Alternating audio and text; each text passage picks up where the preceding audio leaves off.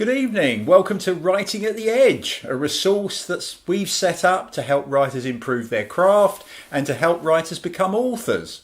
Now, today's webinar will cover world building, and that's talking about techniques for creating immersive and believable worlds in genres such as fantasy, science fiction, and historical fiction. But really, every genre does need an element of world building to make a great story. So let's introduce ourselves. I'm Keith Rossiter.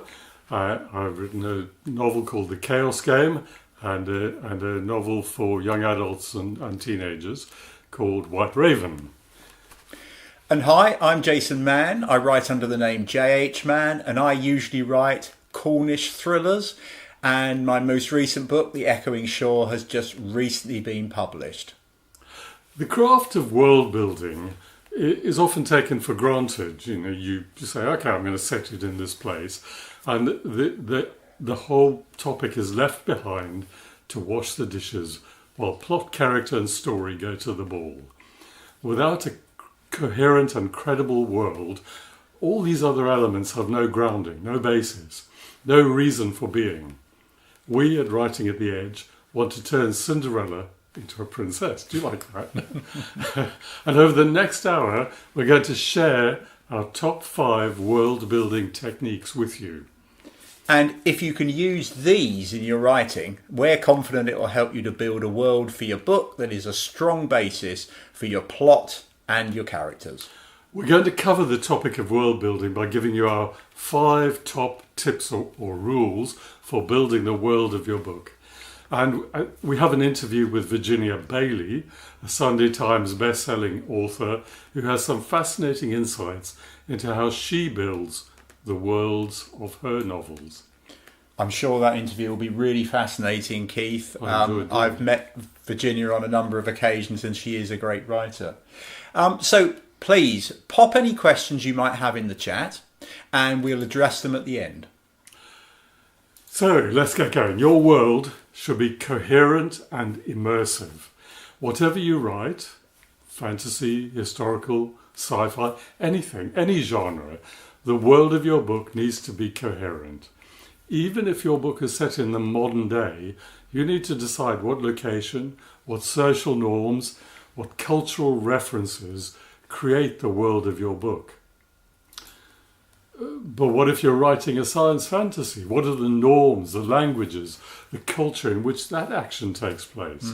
You have to think about that. If it's a fantasy, is it as comprehensive as Tolkien's Middle-earth? I don't expect too many of our readers are going to commit their whole career to being an Old English scholar, but he did. Or is it dystopian? How does it measure up to George Orwell's 1984? Some really fascinating books you've mentioned there. Yes, good world building. It basically turns a narrative into an experience. Words become pictures and readers lose themselves in worlds that feel as real and complex as their own. So, how do you go about building your world? We've got 5 rules to start with. Rule number 1, start small, build out. After that comes the iceberg. You'll learn about these in a minute. Then be consistent, borrow from real life, and finally, don't forget the culture and the characters. A blank page might make you feel like a god, but rein in your megalomania. Begin by focusing on a small, specific part of your world that directly impacts the story. From there, you can expand the details as the plot demands. This way, you won't overwhelm the readers with too much information at once. J.K. Rowling's Harry Potter series starts with the familiar setting of a middle-class house in a suburb of a British town. And there we first encounter puzzling hints that this isn't our familiar and comfortable world. The story opens on a typical day for Harry's uncle, Mr. Dursley. Have you read this? Have you read these? I certainly have. Mr. Dursley, I can remember him very clearly in the novels. Nicely described. What happens? So what we see is we find in Harry Potter that initial impression of what appears to be a very ordinary world, the routine of a house called Little Whinging in Surrey, Harry starts to notice some rather strange occurrences, as I remember, and unusual people in cloaks celebrating, a cat reading a map, if I remember rightly, and then as the story builds, we find out there are people in cloaks and who the map reading cat really is. So now we start to get details of the world we're going to inhabit over this and the next 6 books. As Harry starts to understand this new world for himself, we get to see it through his eyes. And as the world grows for him, it grows for us as well. But we're not given too much information at any time. We're drip-fed what we need to know to make sense of the story as we're reading. But we're aware there's always more to learn about this world, a world that J.K. Rowling has built consistently and coherently, so that she knew as much about the world at the start of the first book as she did at the end of the last one. I think she knew how the last one was going to finish, so it's said, before she even began writing. And that brings us on to the next rule, and we're calling that the iceberg theory. And like a real iceberg, you can see a very small part of the iceberg, but you only need to see that small part to understand that there's a much larger iceberg or a world there. So from your research and planning, you should end up with a very comprehensive understanding of that world in your own mind. The rule here is to introduce only a fraction of your world's details on the surface, while implying a much larger and deeper world beneath. This technique allows readers to use their own imagination, making the world feel more expansive. Now, if you take an example of something like The Pillars of the Earth by Ken Follett, which is a fascinating story set in the 12th century, that's very much historical, of course. What a great seller that book is, by the way. 30 million copies sold of that book last time I looked.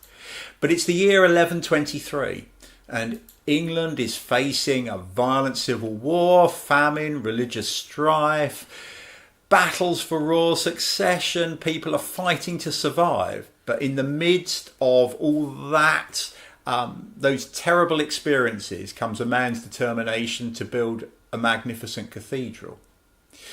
What I'm going to do is I'm just going to read you the opening couple of paragraphs to see what I mean, to sort of demonstrate to you just how using this iceberg theory, how effective it can be. So I've got a copy here of The Pillars of the Earth in front of me. It's well thumbed, as you can see. And did all 30 million people use that copy? I'm afraid so. It's one of my favourite books, actually. It really is. It's long. It's much longer than anything that Ken Follett ever wrote before.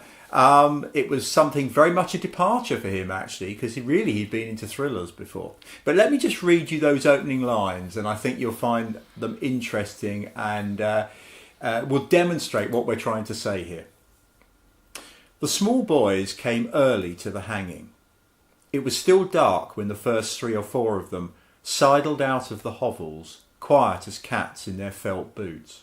A thin layer of fresh snow covered the little town like a new coat of paint, and theirs were the first footprints to blemish its perfect surface. They picked their way through the huddled wooden huts and along the streets of frozen mud to the silent marketplace where the gallows stood waiting. The boys despised everything their elders valued. They scorned beauty and mocked goodness. They would hoot with laughter at the sight of a cripple, and if they saw a wounded animal, they would stone it to death. They boasted of injuries and wore their scars with pride, and they reserved their special admiration for mutilation. A boy with a finger missing could be their king. They loved violence. They would run miles to see bloodshed. and they never missed a hanging. So I think the interesting thing is just how much that tells us about that world. When I read that, I get a real impression of this very harsh world that these boys existed in. It also says a huge amount about their characters, doesn't it? The use of words like cripple, for example, which is quite casually used, really, and something in the modern day we would instinctively avoid. It tells you in a world where that is part of normality. And all these things hint at the totality of this iceberg hidden below the surface. So no concession is made to modern perspectives. The reader is invited to see the world as normal as it is for those characters. You might be the god who created this world in your novel, but whatever the rules, you can't do whatever you like. Whatever rules or systems you establish at the beginning, culture, magic, technology, fashion, social norms, or politics, you have to be consistent. If you break your own rules, you risk losing the reader's trust and belief in the world you've created. They'll come out of the novel. So in Isaac Asimov's Foundation series, the laws of psychohistory govern the plot's progression. Asimov meticulously sticks to these principles, maintaining the internal logic of that world, even when twists and challenges arise. The rules you create for your world can be anything you like, but as we say, they must be consistent. Avoid, this is where everybody says this, avoid deus ex machina, which literally means the god out of the machine. But usually this refers to a plot point arriving out of nowhere without any prior setup or foreshadowing. And you don't need to start from scratch in your world building. So George Martin's, R.R. Martin's series, A Song of Ice and Fire, often referred to as Game of Thrones, it's heavily influenced by various historical periods, actually. So particularly the Wars of the Roses, the Dothraki, who are featured in the novel, they're inspired really by nomadic cultures like the Mongols. And the political structure of Westeros is heavily based on the feudal system of medieval Europe. So history has already written you a fantastic narrative, and you can use it as a background for your novel. Think of Bernard Cornwell's Sharpe or Vikings series. And, as I mentioned earlier on, Ken Follett's The Pillars of the Earth. And in my own book, the one that was recently published, The Echoing Shore, very much with that, I am creating, I'm using a lot of things that actually exist in real life, but turning them into a fictional story and taking a fictional slant on that. So I was tempted to talk about White Raven, which is a teenage young adult novel, and like so many of those, I do have a small part of it goes into a fantasy world. But actually, I think the Chaos Game shows how it can be useful. These rules matter even in contemporary literature. So the Chaos Game is set in Crete, and I needed to create something beyond what the average tourist sees when they go to Greece or the Mediterranean. And one of those things is language. How do you convey that it's a real fine line that you have to draw if you have a different language. Tolkien does it really well. He doesn't overwhelm. He invented languages, but he doesn't bash you around the face with them. And I found a really useful trick in Chaos Game was most of the Greek phrases I put in there are colloquialisms or swear words, because they are unfamiliar. It's not like I'm trying to teach you Greek. I'm just trying to teach. We all learn the swear words first when we learn a new language, and it seemed like a good approach in a novel. Yeah, that's really interesting, that approach, I think. Yeah, yes, definitely. So, worlds need to be populated. And you're the mother or father of all of them. And hopefully you won't need to pay child maintenance for those. But cultures, technology, fashion, political systems may change. But if you're writing a historical novel, remember that within a society, people always have the same basic drives. Have you ever encountered UFOs? No, I bet you haven't. I haven't had the pleasure, Keith. No. Okay. I'm pretty sure that if you met an alien, they wouldn't, a real alien, they wouldn't have those same, exactly the same emotions that we have. But if you try to put them in your novel, you'll lose the reader, because the reader needs to empathise with your characters. So, as you know, it's why Shakespeare is so timeless, because he deals with ideas and stories that are common to humans right through the ages. So Frank Herbert's Dune might be set on an alien planet in a distant future where interstellar travel and advanced technologies are common. But the themes such as power, survival, loyalty, greed, and the human desire for control over destiny are familiar to us all, and they're familiar in Dune. The fundamental motivations of Dune's characters remain rooted in universal human drives. And I suppose another sort of example I'm thinking of there with sort of being with that particular element is a sort of, a historical novel, for example, like The French Lieutenant's Woman, where there are very clear guidelines of how Victorian life was lived, and the expectations of men and women and of different classes. So it really can work, probably in really any genre, I guess, can't it? Yeah, for sure. Yeah. So have we got through 5 rules there? It feels like 5. In any world, there are pitfalls. So the most important one, and everyone will know this, but we all fall into the trap occasionally. So be aware, keep this in the front of your mind. Don't overwhelm your readers with too much exposition at once. Reveal details gradually through character interactions, dialogue, or the plot's unfolding. George R.R. Martin is particularly good at this in his A Song of Fire and Ice novels. Fire and Ice? Ice and Fire. The Song of Ice and Fire.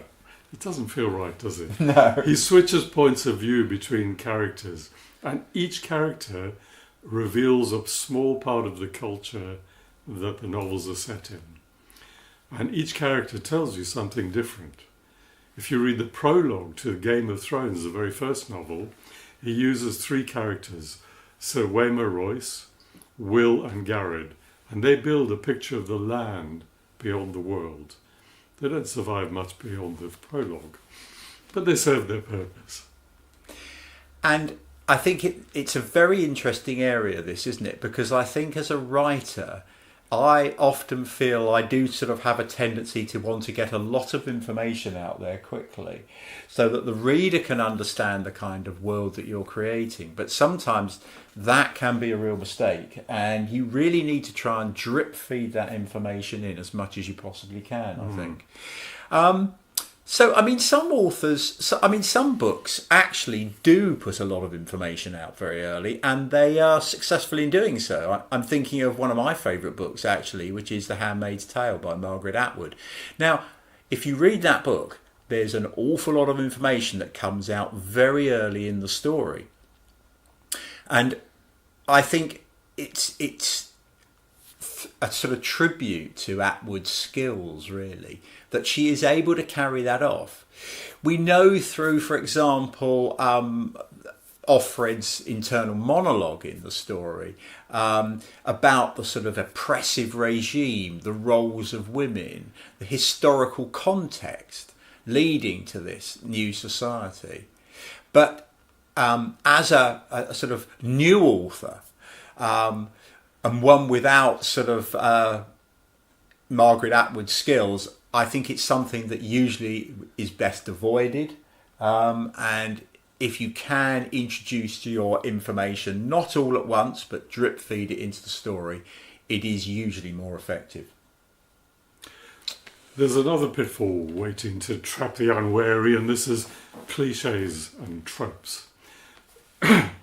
You shouldn't go to the pick and mix counter to build your novel. If you must have familiar elements like elves, dragons, dystopian governments, and it's very likely you will if you write that kind of stuff, be sure to put your unique twist on these topics to avoid cliches and make your world stand out. Dragon mythology is as old as history, but for most cultures, dragons were more like huge snakes, worms. Tolkien more or less invented our modern concept of the dragon by stitching together elements of much older mythology. If you're thinking of using dragons in your world, are there any in Cornwall? It's going to be hard to put your own spin on it. I think that's a really interesting point, isn't it? How something that is actually very new actually can become a trope. I suppose a classic example of that also, to some extent, is Agatha Christie, where she has a detective gathering everybody in a room so that the person, such as Hercule Poirot, will then reveal who the real murderer is. And that's interesting because really Agatha Christie was the first person to really use that style in a sort of consistent way in her novels. And of course now it's been so successful that it's been picked up by lots of other writers as well. But of course when Agatha Christie first used that, it wasn't a trope. It's only become one because of the popularity of her writings and indeed many other people who've used it. So if you come up with what you think is a clever idea, do a bit of research, and it's never been easier to do a bit of research. It's become even easier with AI, to be honest. You might think you found a unique angle. Armoured scales, sharp claws, wings, and the ability to breathe fire. It's a dragon, but that's Fafnir from Norse mythology.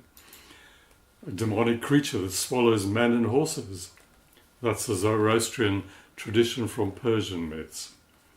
A winged dragon with a barbed serpent's tail. That's the wyvern, part of heraldic tradition. So if you're tempted to go down those roads, find out if somebody went there before you. And I suppose another sort of example of a trope really is the one where, romance on a deserted island or on an island. It's often used, isn't it? If you're writing that sort of story, can you find some twist in it which makes it different from the norm? It could be the characters involved, it could be the location that it's being held, or it could be something else about the plot. But really have a think about if you're wanting to use that kind of type of scenario for a story, how can you make it just that little bit different to give it that, the kind of spin that would actually put your particular seal on it. And I mean, just talking about, sort of tropes, I mean, let me ask you, Keith, what would you say? What's the difference between actually, because we've referred during this conversation, we've talked about cliches and tropes as if they're interchangeable, but they're not exactly the same, are they? No. Trope is one of those interesting words that nobody used 10 years ago, did they? And now it's everywhere. I would say a trope is kind of an idea about something, some aspect of your story. I would say all cliches are tropes, but not all tropes are cliches.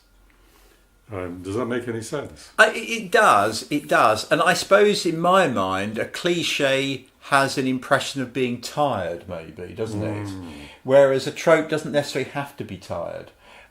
So I suppose there's a little bit more negativity around a cliche. You can have a story that is a trope, but it could still be very fresh in the way that it's dealt with, as we were saying earlier on. I suppose it depends on your audience as well. I'm just thinking about certain novels like romances, Barbara Cartland, The Mills and Boon. They followed a formula that their readers liked. So I suppose if you're writing in a particular genre, you can get away with cliches, because it's what your readers are comfortable with. But, it's your job to be, as a writer, to be imaginative. You're imagining this whole world, the story, the plot. Spoil yourself and do something special.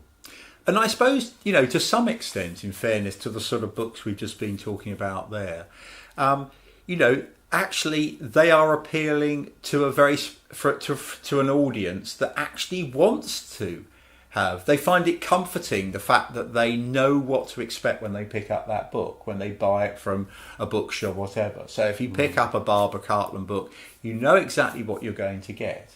And I think that can be a really useful source for building readers, particularly if you've got a number of books out there, of course.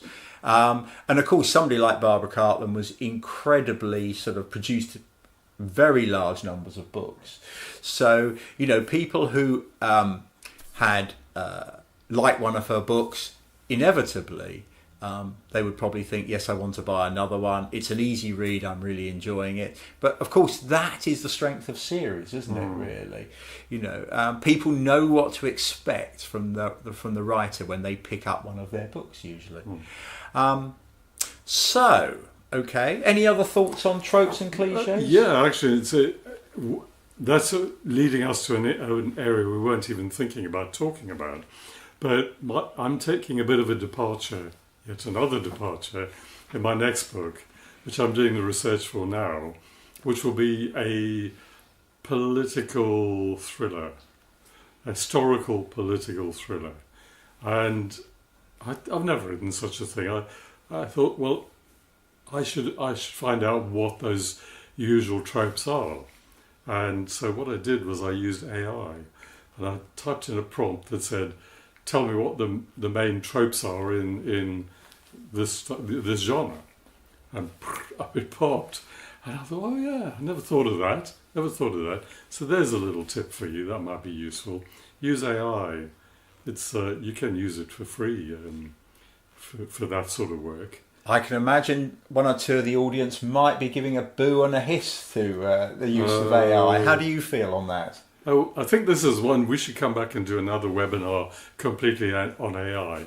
But I'm a fan. I mean, I think the fears are overblown. For one thing, I think it's a clever marketing misnomer to call it artificial intelligence.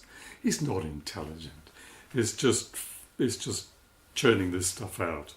It's very well designed, but it's not clever. It's not going to come and show any empathy for your granny.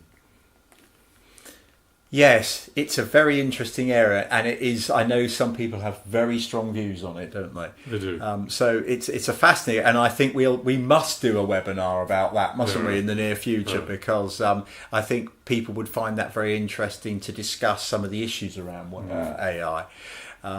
Yeah, absolutely. So let's just go back to those 5 key elements again, and let's just summarise those again and go through them. So the first one was that you mentioned, Keith, which was start small, build out, drip feed your audience with details. So the world is built in probably relatively small and easy steps. Mm-hmm. Yeah. Number 2, the iceberg theory. Have a lot more below the surface. You might have a lot of details of your world, but you don't need to reveal them all. We all do this. We're supposed to do this with our characters, aren't we? We research our characters. Even some people write a whole backstory for their character, their whole life. But they don't tell that in the book. And the same with your world. Write and research so much about the world that you practically live there. And then you can just drop hints for your readers as to what it's like. They will believe you because you actually, in a sense, you've been there. And then once you've been there, be consistent. Set your rules, keep to them. If you break them, this is probably the most important rule in a way. If you break your own rules, you'll lose a reader. Yeah, that's a really interesting area with research, isn't it? Because I don't know about you, but sometimes, I mean, the book I'm writing at the moment is set in the 19th century, and it involves the sort of fishing communities of North Cornwall, and it involved a lot of research. I spent a lot of time talking to people like the Maritime Museum at Falmouth and the RNLI and the Met Office, because I wanted to get the details right. And of course, having spent a huge amount of time researching and understanding, there is a bit of a temptation, I think, sometimes to feel like you've got to get all that information in the story. Yeah. But you've got to stop that. You need to have an understanding in your own mind about what that world is, but you don't need to show it all to the reader because it will be too much. And on the subject of consistency, let's say you've written a fantasy with magic in it. You can't, if you've created the rules of that magic, you can't suddenly say, oh, I need this character to win this fight. I better give him or her a new piece of magic no one has come across before. That's a good example of Deus ex machina, where the reader goes, well, this guy can fly. Why did he take the train to get here if he can fly? So you have to be consistent. If you said he can't fly, don't let him fly all of a sudden. Another interesting thing about research is often I speak to writers and they say, oh, my favourite part of the whole process of writing the novel is actually researching it at the very beginning. And I can certainly see that because I think it is a fascinating area. You learn a lot of new things. I mean, as I say, this novel I'm writing at the moment, I learned some absolutely astonishing things about the fishing community in the 19th century in Cornwall, the huge quantities of fish that were caught, how it made some people incredibly wealthy at the time. And it was a really fascinating thing. But at the end of the day, I needed to turn that into a novel. So, you have to use it in the right way, the research. And you do need to get your research right as much as you can, of course. But you also don't want to impose too much of the research on the novel itself. Yeah. Okay, and the fourth element that we mentioned earlier was use real life as an inspiration. And I suppose that goes a bit back to the novel I've just been talking about, really, this fishing community, 19th century.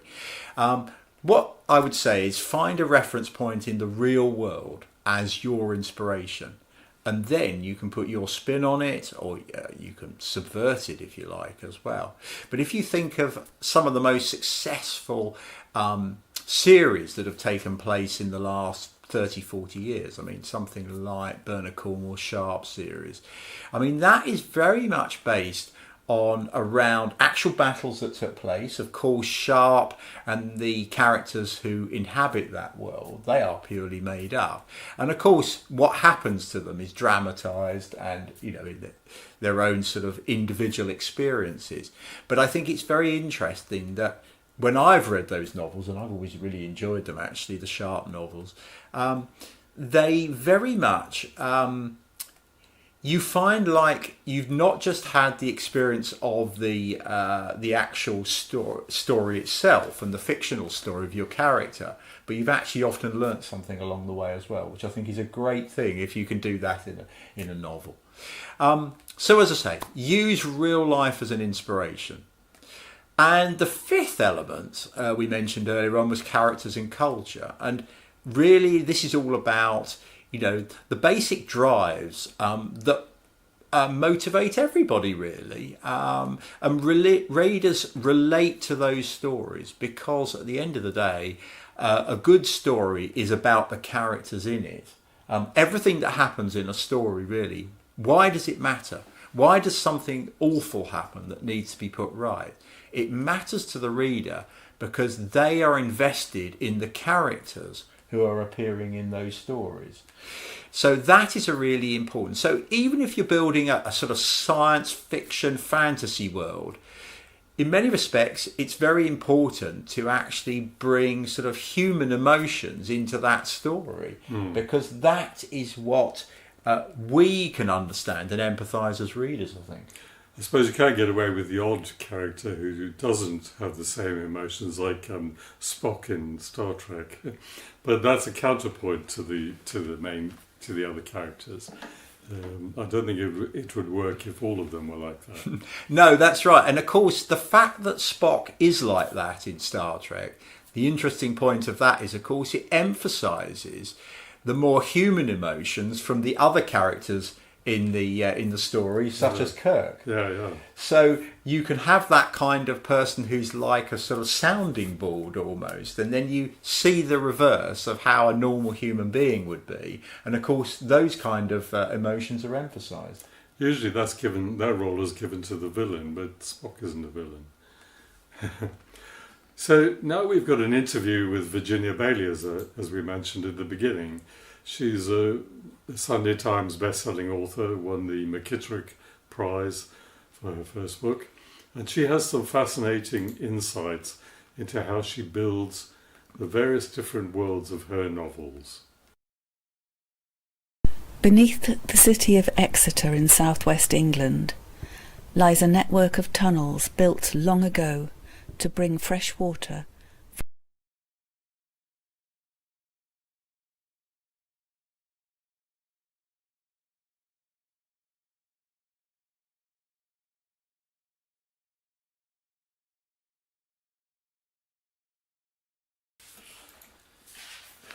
What's going on? Yeah.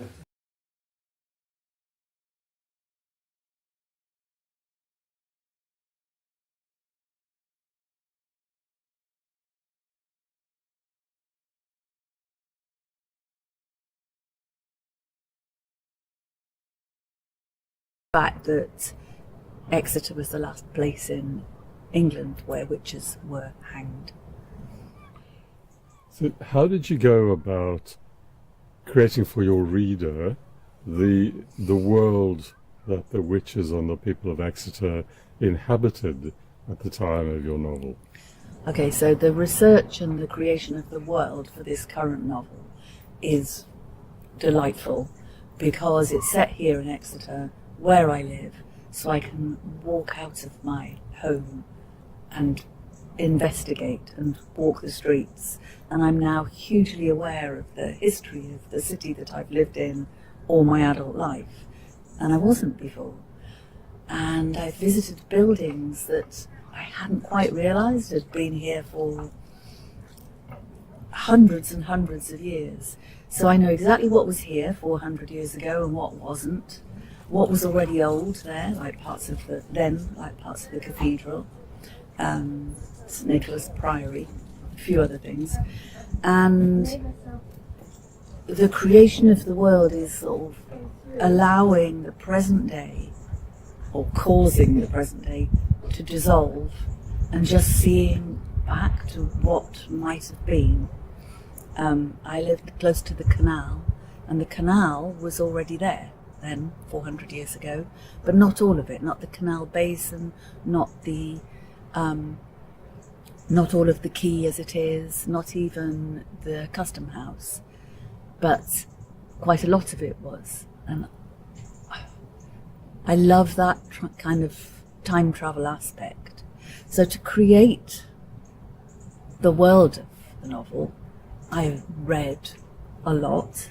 I have a little library now on Exeter, on its history, on what was going on back then. And so that's really useful. For all of my world creations in the different books, I like a map.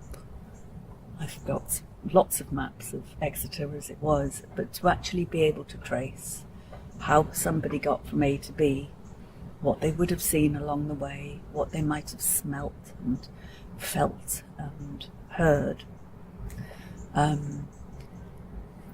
is all very necessary for the creation of that world. I mean, I've discovered some really things that surprise me. For example, I knew that the wool trade was hugely important in Exeter's history. I didn't know that Exeter was such an important and big town prior to the Industrial Revolution, and that how much trading went on and how much wool and serge and different cloths were manufactured. But also one of the things I found out was that there was this noise all the time, because on the river there were these islands, some of which are still there, with leaps around them that turned the fulling mills, that kind of bashed the cloth. And all the way through the town you could hear the sound of this crashing going on, and many of the fullers who worked there went deaf because of the intensity of this noise in their ears. To convey that to a reader, you can't do it like a tourist guide. You can't tell them, because it would get boring really quickly if you said, this is what happens here and this is what goes on down this little road. You just almost have to do all the research, find out everything you need to know. At some point, step away from that, because the fact is that finding things out is much easier than creating. It's much less sort of demanding, and it's very pleasurable, or I find it being a bit of a swat, really pleasurable. So you have to go, right, I'm parking that, and now I'm going to step into it. And then you have to inhabit your characters, and so part of the world building is, what would that character be wearing, how might that feel, what would they have against their skin, what would they have on their feet, how would they get about, how would they move, and then if they look here, what are they going to see, if they look there, what are they going to smell or taste or touch. So then it is, as your character moves through, then it's what they see, and sometimes you might have to drop a little bit of exposition in, a little bit of explanation of this was used for this purpose, but you can't do too much of that telling, because it just makes the whole narrative fall flat.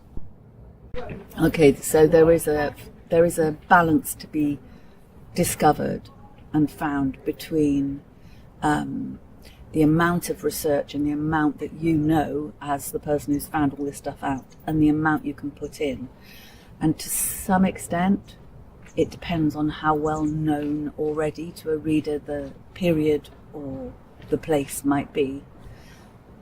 But so you have to be careful about preaching or telling people things they already know, but you also don't want to mystify the reader or break that contract that you have, which is that they're with you on this journey through the story. You don't want to jolt a reader out of it by going, I have no idea what that means, or you can do a little bit of that, but only enough to pique interest, I think, not to mystify.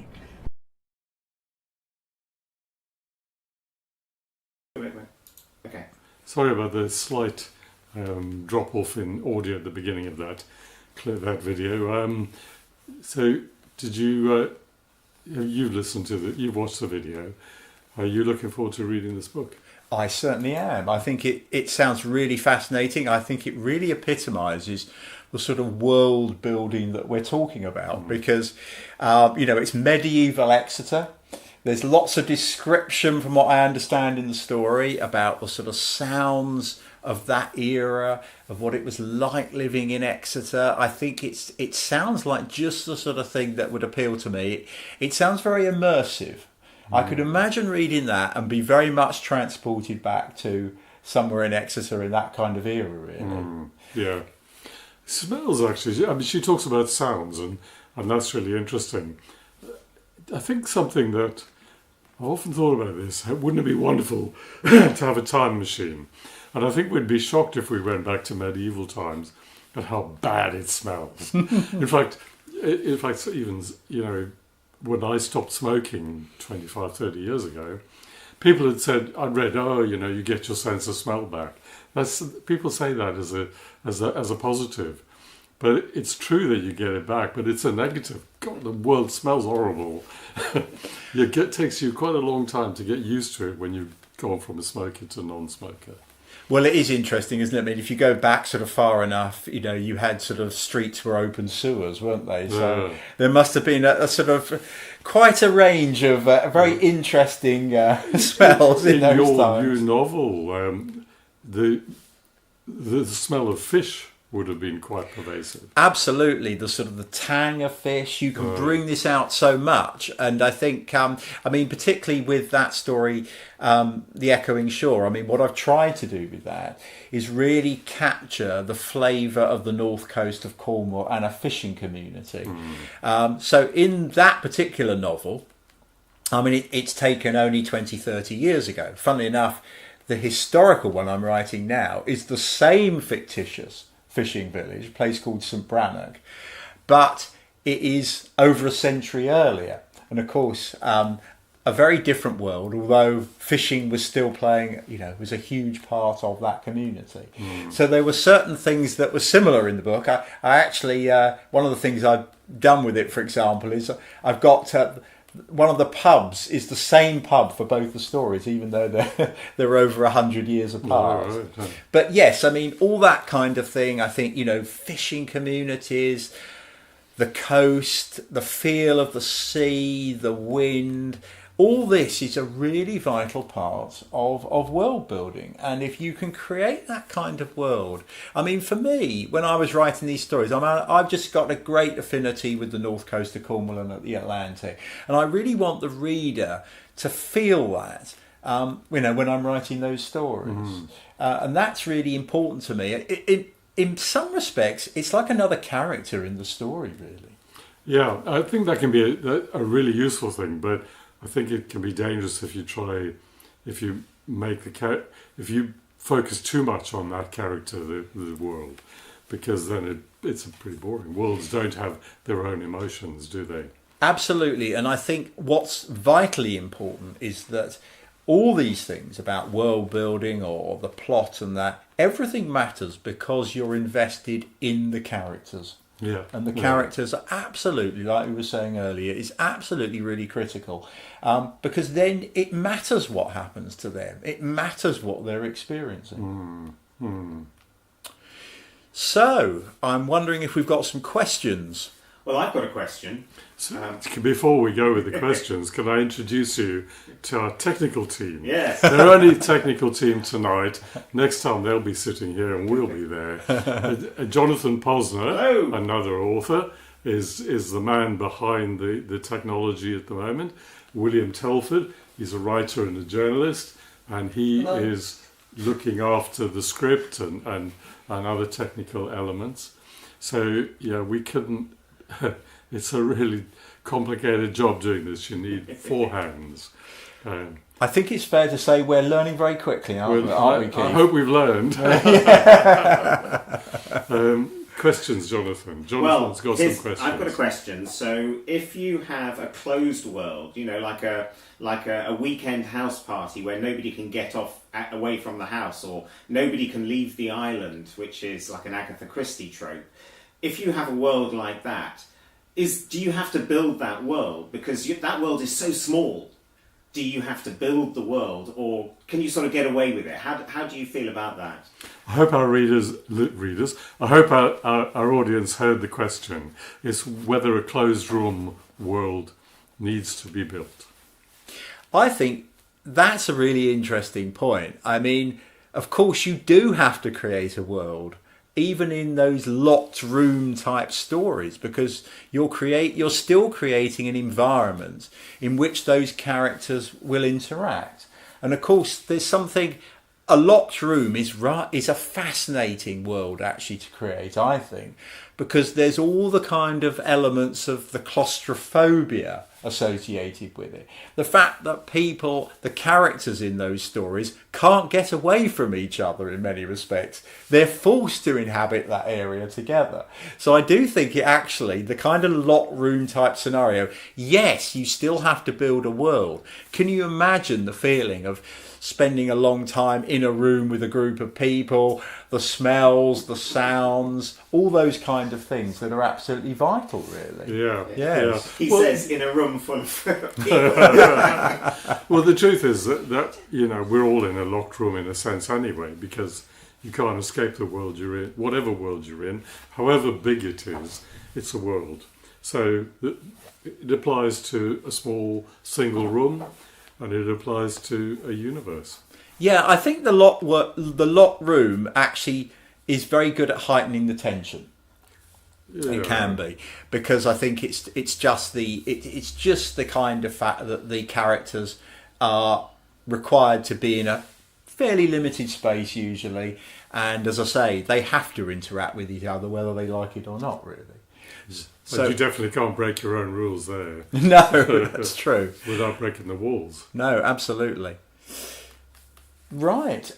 Any other thoughts from your side, Keith, in terms of sort of questions that sort of sometimes arise when because we have recently done a working shop, haven't we? Workshop, yeah. Yes, which is all about world building, and I'm just trying to think of some of the questions that came out of that actually as well, which I thought were interesting. Yeah, I had a thought about cliches, and in my own novel, the Chaos Game, which is set in Greece, and we talked about smells, and it, of course, for most people who've been to the Mediterranean on holiday, the thing they carry away with them is the smell of the hills.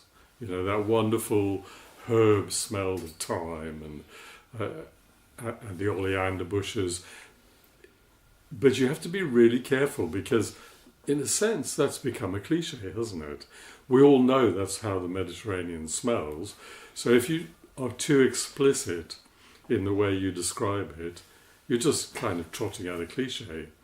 So, yeah, but you wouldn't necessarily think of that as a cliche, but if you examine it too closely, you can bore your reader by banging on about the smell. You need to tell them, you need to evoke that smell a tiny bit. But I'm sure as soon as you trigger that memory in somebody's brain, you don't need to do any more. Because the reader will. You need to give the reader enough to make their mind work, and that's the wonder of novels and over films. I think that's it, absolutely right. And I think the thing is, once you find out a book is set in a particular location or in a particular year, so going back to the Pillars of the Earth, 1123, if we were just told this novel is in England in 1123, I think every one of us, no matter how little we knew about that time, would immediately start to form an image, wouldn't we?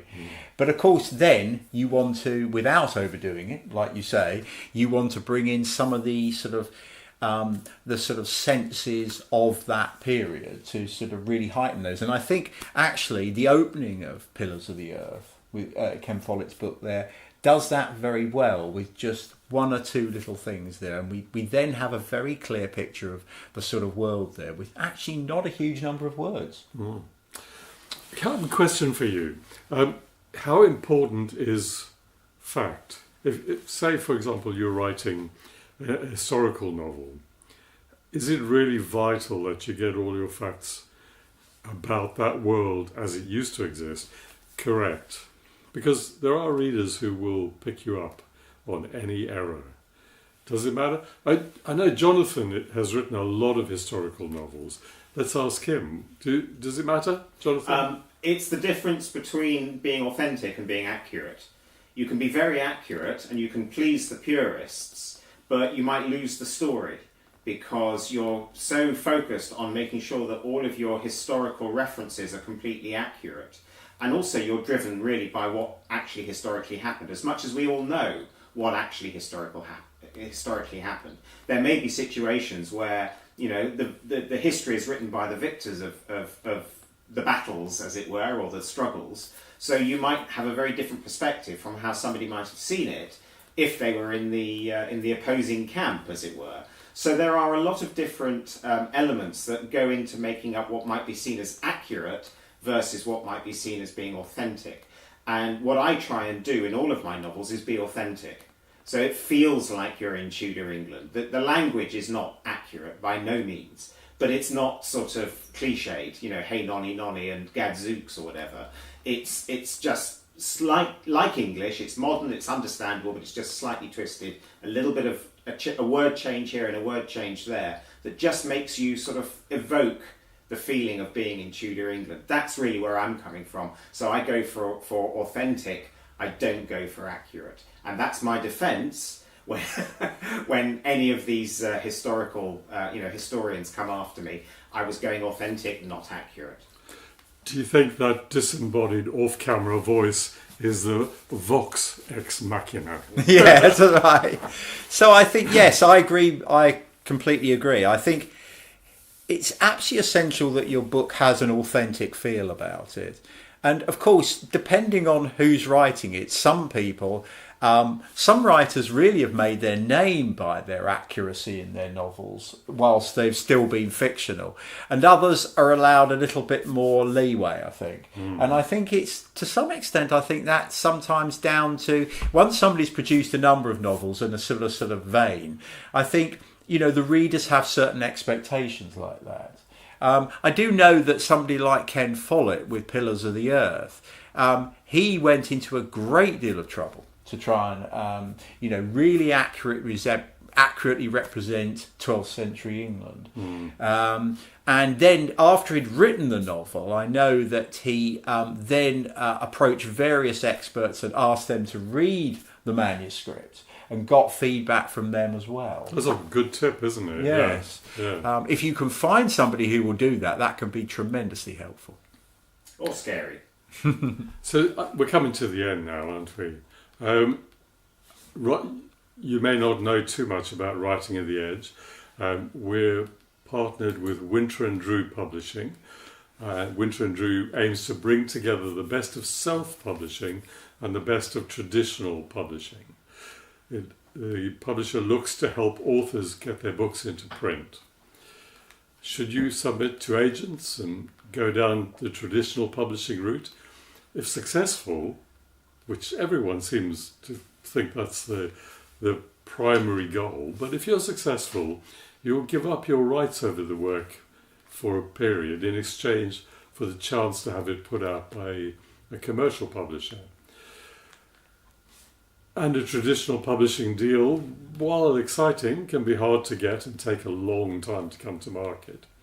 You need an agent, and they're inundated with submissions, which means it's easy to get lost in their slush pile.